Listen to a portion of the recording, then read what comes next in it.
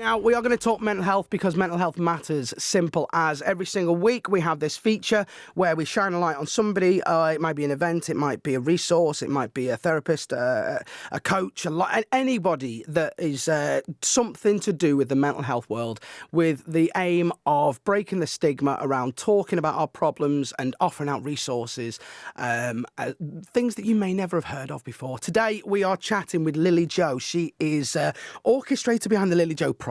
She's also a pop singer, songwriter, qualified counsellor. She's got many strings to her bow. And we're going to talk to her right now. She boots the door open of the green room and gets in here. Hello, Lily Joe. How are you? Hi, Andy. I'm really well, thank you. Oh, brilliant. Thank you so much for coming on the show.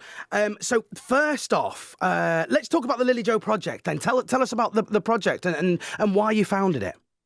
Yeah, so the Lily Joe Project is an online mental health resource. It was created back in 2016 because I was a singer and I was going around schools and events and talking to young people from the stage.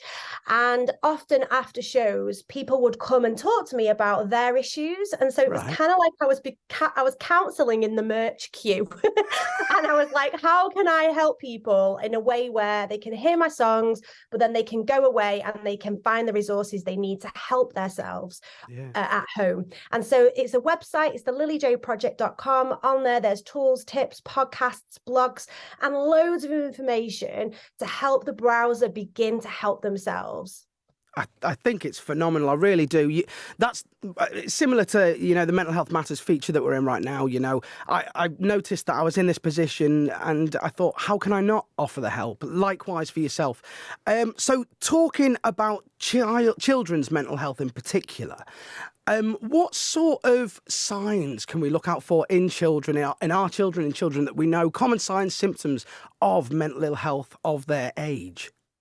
Yeah, so I think it's really important that we recognise that 75% of children with a mental health condition start developing it before the age of 18. Right. So we need to become detectives as parents, as caregivers, as aunties, as uncles, and just spot those signs. So if your child is acting differently, perhaps they're more withdrawn than usual, perhaps they're not paying attention, perhaps they're more angry or having nightmares or more teary, they're signs that actually they might need a little bit more support and a little bit more help.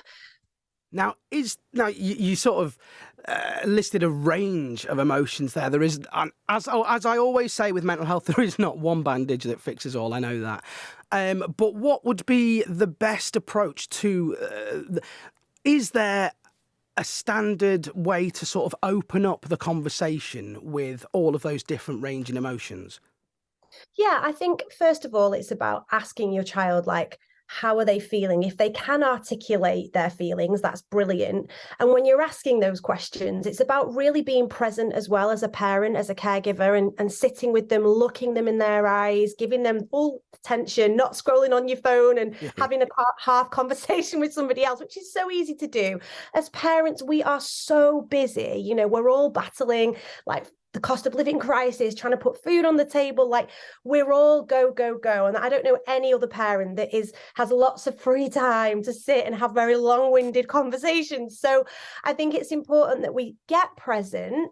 I find before bedtime is a really good time to talk to my children, just as they're settling down, there's no phones around, just saying, how was your day? What were your biggest challenges? Who did you sit with at school? Asking them not fine questions. So questions where they have the chance to really say more than fine. Yeah, fine.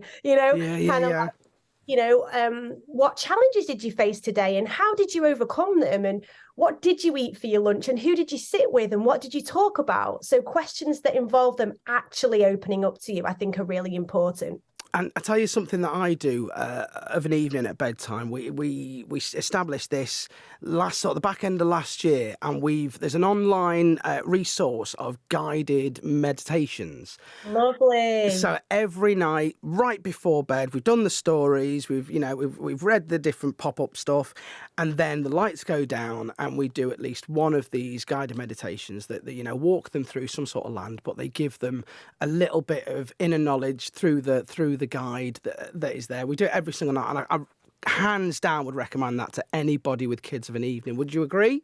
I think that is Absolutely fantastic. Really, really good.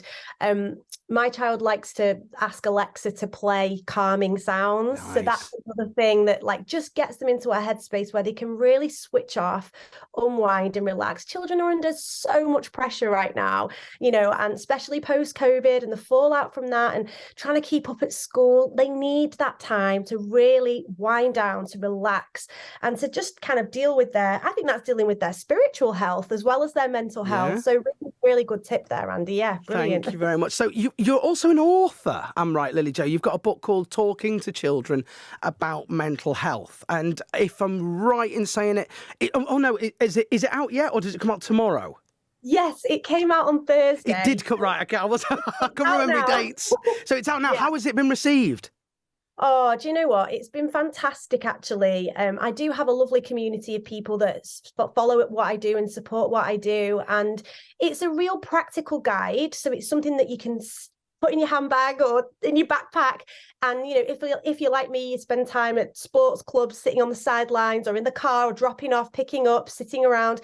It's a chance for you to have a little read through some of the main things that our children are suffering from right now. Things like anxiety, climate anxiety, global grief, loneliness, life lived online. It's all in there with tools, tips and resources for us as parents to be able to share and help our children with. I think it's phenomenal, Lily Jo. I really do. I think it's amazing what you've done with the platform that you've been given. Hats off. It's totally commendable. Best places to get the books, I'm assuming all bookstores and online presences. Yeah, it's on Amazon. It hit #1 bestseller and #1 hot new releases last weekend, which is brilliant. Very exciting. Yeah, so you can get it on Amazon. It did sell out on the first day as well, which is brilliant. So if you can get your copy, get a copy. It's a hot potato and it needs to be read, digested and used, and pass it on to somebody else once you've read it. Now, this is all about sort of parents and caregivers, but I want to sort of throw at you, what can schools and communities do to support the kids with their mental health and well-being? I think that schools should be, if possible, this is my goal, my dream, is for schools to have, like we have PE once a week, twice a week, we should have some kind of mental health curriculum once a week, twice a week.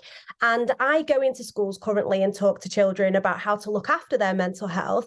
I've offered like a 33-week schools curriculum that is available for free on the Lily Jo Project. So schools can sign up to it, go through with their children from 4 right the way through to 18, a curriculum that talks about resilience, anti-bullying, what else is on there? Fundamentals of mental health, be a hero of your mental health. So children can just work through each week the resources with their teacher. And I think it's unfair of us to think that teachers should now become mental health experts as well. They've got so much else going on. So I think leave the mental health training to the experts.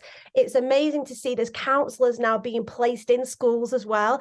So I think there's so much being done. It's just a matter of time before we can get this really under control, this kind of epidemic that we're facing, And last one, Lily Jo, before I let you get on with your Sunday. You're a beautiful soul, by the way. I absolutely love you. You've got to come back on the show again in future, yeah? Definitely. Legend. One final sort of parting comment about anybody or to anybody that might be feeling overwhelmed or bogged down currently with their current situation, however it may be, the energy crisis or personal circumstances at home. What would you say to that person listening that needs that help? Don't wait to get help. I think it's really important that you reach out for help as soon as you possibly can, because we know that if we can treat mental health conditions early, then we can find healing from them. So whether that is talking to your GP, whether it's talking to a friend, reach out, get help, get support. You're not on your own. As you said at the beginning of this show, 1 in 4 adults struggle with their mental health at some point in their adult life. And so you're not alone. There's no stigma. This is why we have shows like this, right? To eliminate that stigma. Just go and seek help. And I would say that if you're feeling down and depressed, hopeless for more than 2 weeks in a row, that's when we need to really press the alarm and really make sure that we are getting the help and treatment and support that we need. There's loads out there to help us. It's just about taking that step. And I know it's difficult to take that step personally, myself too, but taking that step and reaching out for help is going to be the best thing that you can do. Lily Jo, thank you so much for coming on the show. I wish you all the best. I can't wait to speak to you again in the future. And we'll get you on with a bit of your music next time as well. Do you reckon? That'll be brilliant. Yeah, absolutely. Legend. Have a great Sunday. Take care. That is Lily Jo from the Lily Jo Project. Check her out. Just Google it. Lily Jo Project. You'll get all the information you want.